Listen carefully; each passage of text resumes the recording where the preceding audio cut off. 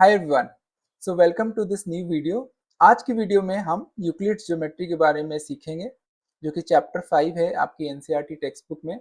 ये चैप्टर थोड़ा थ्योरेटिकल है, बट ये चैप्टर आपको एक बेस स्टैब्लिश करेगा एंड फ्यूचर चैप्टर्स में आपको ज्योमेट्री के और भी कॉन्सेप्ट्स इंट्रोड्यूस होंगे एंड देन वहाँ से आपको सारी चीज़ें समझ में आने लगी एंड आप एक साथ सबको कनेक्ट कर सकेंगे। So let's jump in right away. तो बेसिकली ज्योमेट्री एक काफी पुराना 1000 of years ago का कॉन्सेप्ट है। ये कॉन्सेप्ट स्टार्ट हुआ था जब लोगों को अपने लैंड्स हाउसेस मेजर करने होते थे, तो कोई भी कॉन्सेप्चुअल तरीका नहीं था। लाइक जब भी फ्लड्स आ जाते थे तो जितने भी फार्म लैंड्स हैं उनमें पानी आने के कारण उनके बॉर्डर्स मिट जाते थे, राइट। तो ज्योमेट्री वहां से ऑरिजिनेट हुआ। Word geometry it comes from two Greek words. दो वर्ड से आता है, एक है जियो विच मीन्स अर्थ, राइट, और एक है metron which means measure. So the way to measure earth is known as geometry. जो फार्म लैंड्स होते थे, जो स्ट्रक्चर्स होते थे, जो सिटीज होते थे, उनको मेजर करने के लिए ज्योमेट्री का यूज किया जाने लगा, राइट। यूक्लिड करके एक मैथमेटिशियन था इन इजिप्ट, जिसने ज्योमेट्री को एक लॉजिकल स्ट्रक्चर दिया। उसने ज्योमेट्री के डेफिनेशंस बनाए, उसके एक्सियोम्स, पोस्टुलेट्स और अलग अलग थ्योरम्स उसने बनाए, वो हम आज की वीडियो में देखेंगे। सो यूक्लिड ने क्या बोला, उसने कुछ बेसिक टर्म्स, ज्योमेट्रिक टर्म्स बनाए। फॉर एग्जांपल बोला a point has no part. तो हम बोल सकते हैं, राइट, फॉर एग्जांपल ये एक पॉइंट है, इसका कोई पार्ट है क्या? कोई भी पार्ट नहीं है। जैसे सर्कल है, राइट, तो हम बोलते हैं सर्कल की बाउंड्री हुई, या स्क्वायर हुआ, राइट, तो हम बोलते हैं स्क्वायर के एजेस हैं। But point is just a point, उसका कोई भी पार्ट नहीं होता है। सो ये यूक्लिड ने बोला। सेकेंड चीज उसने बोली, a line does not have a breadth, does not have width या ब्रेथ, राइट, विड्थ या ब्रेथ हम बोल सकते हैं। मतलब ये जो एक लाइन है, फॉर एग्जाम्पल ये एक लाइन है, इसका कोई भी विड्थ नहीं है। फॉर एग्जाम्पल अगर लेट से मैं ये स्क्वायर ड्रॉ कर रहा हूँ, उसका हम विड्थ बोल सकते हैं, राइट, ये विड्थ है स्क्वायर का। लेट से हम बोलते हैं ये 2 सेंटीमीटर ये रेक्टेंगल का विड्थ है। बट एक लाइन का कोई भी विड्थ नहीं होता है, तो ये उसने एक टर्म दिया उस लाइन को। तीसरा चीज उसने बोला, the ends of a line, the ends of a line are points. So इसका मतलब क्या हुआ, लाइक लेट से एक ये लाइन है, स्ट्रेट लाइन, उसका जो ये एंड है, ये पार्ट एंड ये पार्ट, ये उसने बोला कि दीज आर पॉइंट्स। सो एक लाइन हमेशा दो पॉइंट्स को कनेक्ट करती है। सो ए एंड बी एक पॉइंट हुआ, उसके बीच में जो लाइन ड्रॉ हुई, जो कनेक्शन ड्रॉ हुआ, वो लाइन हुआ, राइट। एंड चौथा उसने टर्म दिया सरफेस। तो सरफेस के लिए उसने क्या बोला, a surface has length and breadth, right? So एक सरफेस पे लेंथ एंड ब्रेथ हो सकते हैं। फॉर एग्जाम्पल अगर आपका लैपटॉप है, राइट, या लेट से फॉर एग्जाम्पल मेरा ये फोन है, तो फोन में you have a surface, right, आपका लेंथ है एंड ब्रेथ है। तो surface is like a 2D plane, एक प्लेन हुआ जिसमें लेंथ एंड ब्रेथ हो सकता है, ठीक है। अब आते हैं हम कुछ और भी टर्म्स पे जो कि एग्जाम्स में पूछे जा सकते हैं, या कॉन्सेप्ट समझने के लिए क्वेश्चंस में आपको ये दिख सकते हैं। सो एक्सियम्स, उसने एक टर्म बनाई, axioms, AXIOMS, axiom. So what is an axiom? Axioms are statements accepted as universal truths without proof. So axiom statements होते हैं जिसको प्रूफ की जरूरत नहीं है, स्टेटमेंट्स विदाउट प्रूफ। इसको माना जाता है दे आर यूनिवर्सल ट्रुथ्स, मतलब उनको आप ट्रुथ मान सकते हैं, उस पर प्रूफ देने की जरूरत नहीं है। तो एक्सियम्स, सो एक्सियम्स में उसने 3 एक्सियम्स बताए। सो पहला एक्सियम था things equal to the same things are equal to one another. So things equal to the same thing are equal to one another, right? इसका मतलब क्या हुआ? So for example, अगर हम बोलते हैं एक वेरिएबल है a, अगर हम बोलते हैं कि a is equal to b, right? And अगर हम बोलते हैं b is equal to c, let's say a, so things equal to the same thing, तो a is equal to b है एंड सी भी इक्वल टू बी है, right? सो हम बोल सकते हैं कि ए इज इक्वल टू सी, ये यही एक्सियम है। सो ये यूनिवर्सल ट्रूथ है, इसके लिए प्रूफ देने की कोई जरूरत नहीं है, आप इसको एज ए यूनिवर्सल ट्रूथ मान सकते हैं। Things equal to the same thing are equal to one another. So अगर हम बोलेंगे लेट्स से 4 प्लस 6, ये क्या आता है? 10 है, राइट? तो 4 प्लस 6 को हम बोलते हैं इक्वल टू 10, ठीक है? और अगर हम बोलते हैं 5 प्लस 5, ये भी इक्वल टू 10 आ रहा है, राइट? तो हम बोल सकते हैं, राइट, कि 4 प्लस 6 इक्वल्स 5 प्लस 5। लॉजिकल है, राइट? हम कभी क्वेश्चन नहीं कर सकते कि 4 प्लस 6 10 ही क्यों आता है, क्योंकि काउंटिंग हमने बचपन से सीखी है। तो कुछ चीजें यूनिवर्सल ट्रूथ है, राइट? तो उनको उनको प्रूफ की जरूरत नहीं है, आप उसको मान सकते हैं। सो पहला उसने एक्सियम दिया था things equal to the same thing are equal to one another. Moving on, second axiom था if equals are added to equals, if equal are added, sorry ये होगा equals are added to equals, the holes are equal, the holes are equal। इसका मतलब क्या हुआ?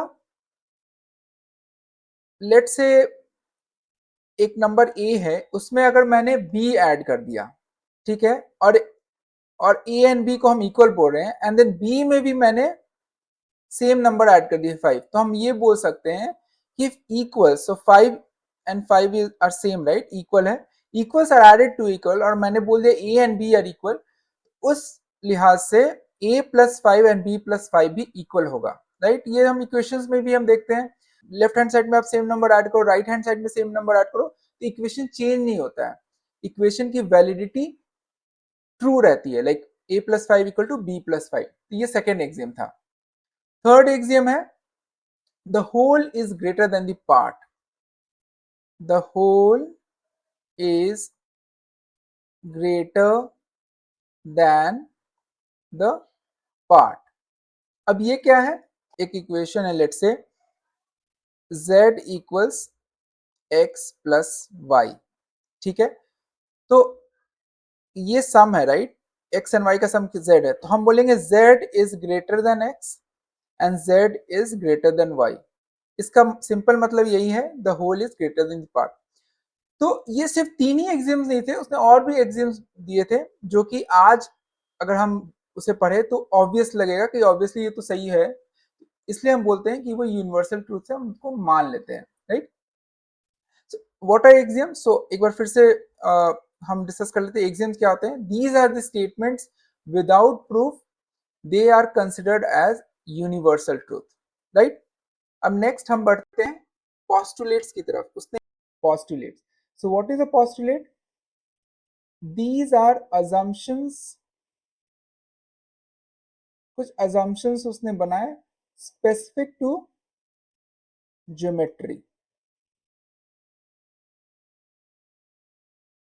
तो उसने कुछ assumptions दिए which are called as postulates।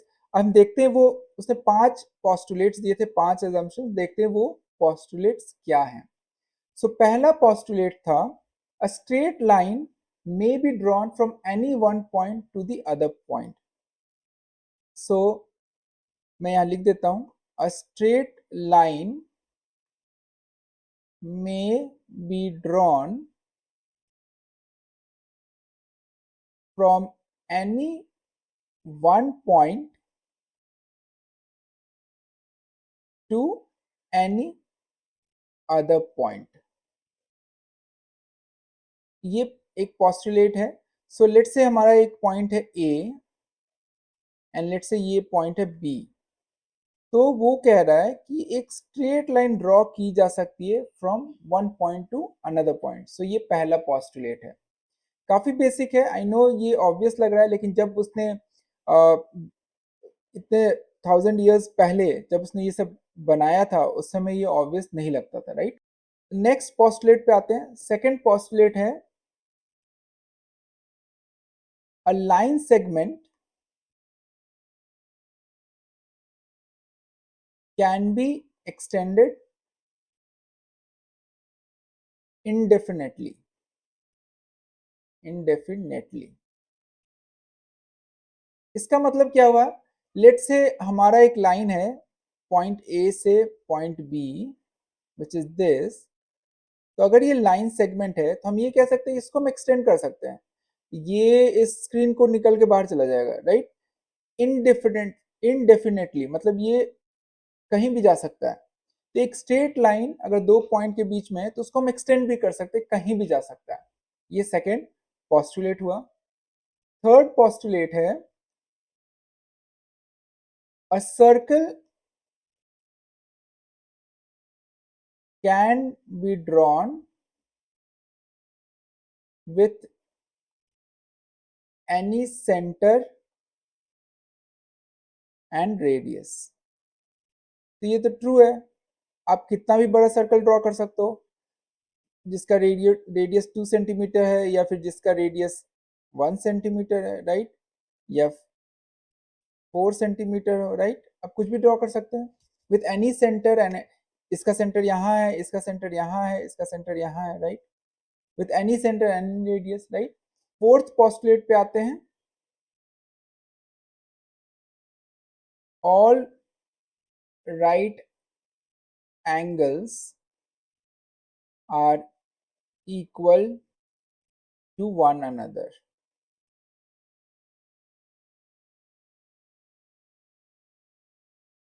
ठीक है, अभी इस पे ज्यादा फोकस करने की जरूरत नहीं है, जब हम प्रॉब्लम सॉल्व करेंगे तो आपको ये समझ में आ जाएगा।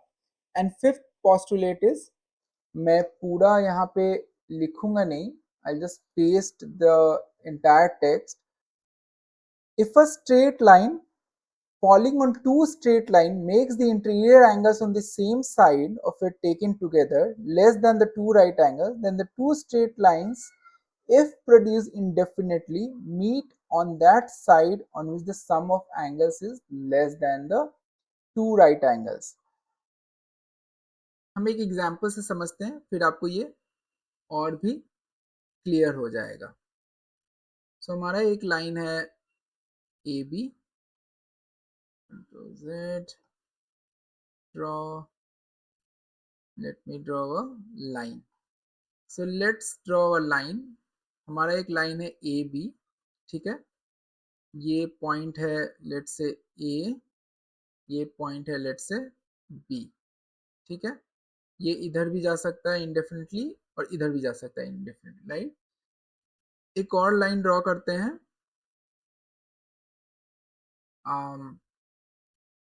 ऐसे, ठीक है। सो ये इधर भी जा सकता है। So let's call this point C and let's call this point D, ठीक है। ये सी एंड डी पे कनेक्ट कर रहा है, बट ये इंडेफिनिटली दोनों साइड जा सकता है, ठीक है। तो if a straight line following, अब ये दो स्ट्रेट लाइंस आ गई, राइट। अब हम बोल रहे हैं कि if a straight line following on to straight, तो ये दो स्ट्रेट लाइंस आ गई A B and C D, right. अब हमें एक स्ट्रेट लाइन बनाना है जो कि दोनों पे फॉल कर रहा हो, राइट। और जो इंटीरियर एंगल्स आएंगे on the same side of it taken together less than two right angles. Right angles क्या होते हैं?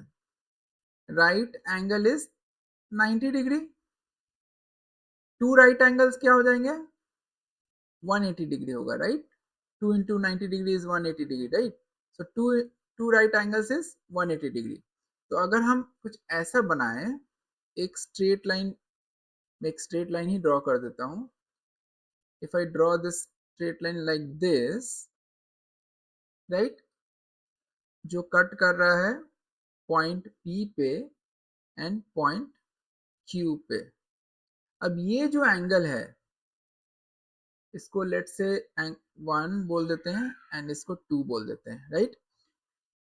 तो ये एंगल लेस देन 90 डिग्री है, राइट। 90 डिग्री क्या होता है, ये 90 डिग्री है, राइट। ये स्ट्रेट, दो स्ट्रेट लाइंस अगर इंटरसेक्ट ऐसे करते हैं ऐसे, ये 90 डिग्री है, राइट।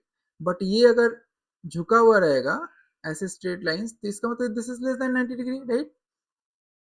और अगर ऐसा रहा तो which means this is more than 90 degree, 90 degree यहाँ तक आता है, राइट।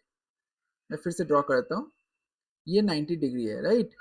अगर इससे कम रहेगा तो ये लेस देन 90 डिग्री हुआ, और ये पूरा 90 डिग्री है, और इससे ज्यादा हुआ तो ये लाइक ग्रेटर देन 90 डिग्री हो जाएगा, राइट। तो ये दोनों अगर आप देख रहे हो तो ये लेस देन 90 डिग्री है। तो अगर ऐसा होता है, हम ये कहते हैं कि ये जो लाइन बनाई P Q, it will meet on the side on which the sum of the angles is less than the two right angles. So अगर हमारे पास दो, मैं एक दूसरा कलर ले लेता हूं, अगर एक स्ट्रेट लाइन उनको इंटरसेक्ट करती है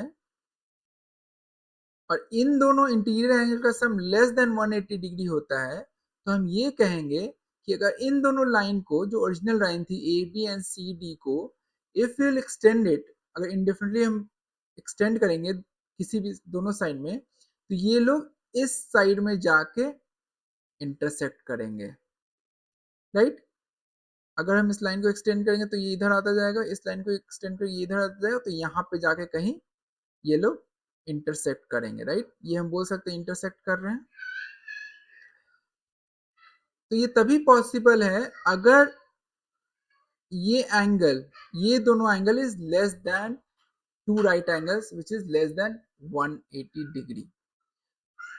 आई होप आपको ये समझ में आया होगा। नहीं समझ में आया है तो कोई बात नहीं, जब हम कुछ प्रैक्टिस प्रॉब्लम्स नेक्स्ट वीडियो में सॉल्व करेंगे तो आपको ये और भी समझ में आएगा। तब तक के लिए, आज के लिए इतना ही।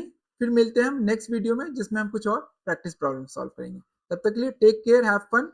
और अगर आपको ये वीडियो अच्छा लगा तो प्लीज लाइक एंड सब्सक्राइब और अपने दोस्तों तक ये वीडियो को पहुंचाइए। Thank you.